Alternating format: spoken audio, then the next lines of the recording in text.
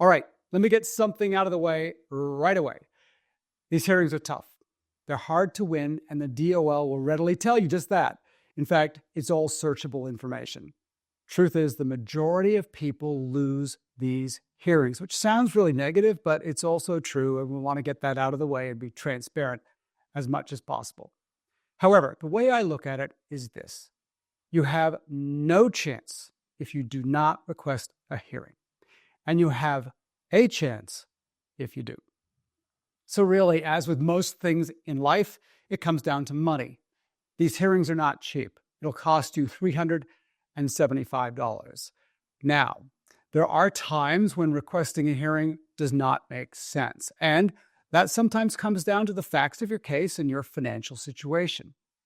If the facts of your case do not look favorable, either at the Department of Licensing hearing or in court, then your attorney may discuss the validity of doing the Department of Licensing hearing.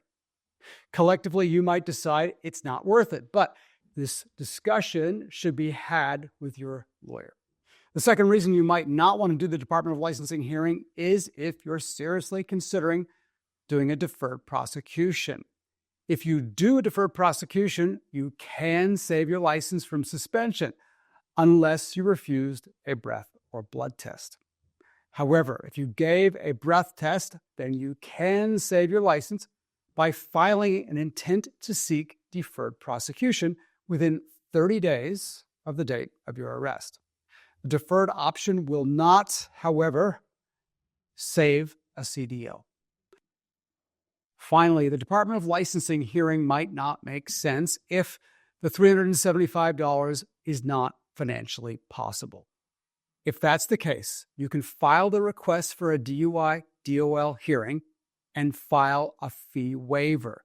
Of course, you'll need to complete the form, and the Department of Licensing will ultimately decide if you qualify for the fee waiver. Once you've requested the hearing, you will receive a notice for the date of the hearing. The hearing will be set within about 30 days of the date of the arrest. This hearing can be continued, which means changed to a future court date if your attorney believes it's in your best interests. Okay, what is this hearing all about? Well, first, it's not a criminal hearing. It's an administrative or civil hearing. This means there are different rules, and these rules are much more relaxed than in court. Also, the DOL hearing is telephonic. It's on the telephone and not in person. You can choose to be present by phone, but equally, you do not need to appear at this hearing so long as your attorney does. There are 4 main issues to be decided at this hearing. First, was the original stop of your vehicle or contact with you lawful? Second, was there probable cause to arrest you for DUI? Third, were the implied consent warnings read to you and done so correctly?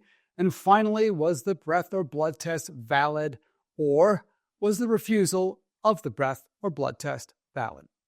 And while there are some procedural issues to be considered too, those 4 issues, that's it. We're limited with what we can argue. The rules are very relaxed. The government does not need to prove very much. And finally, you're asking the government to rule against the government.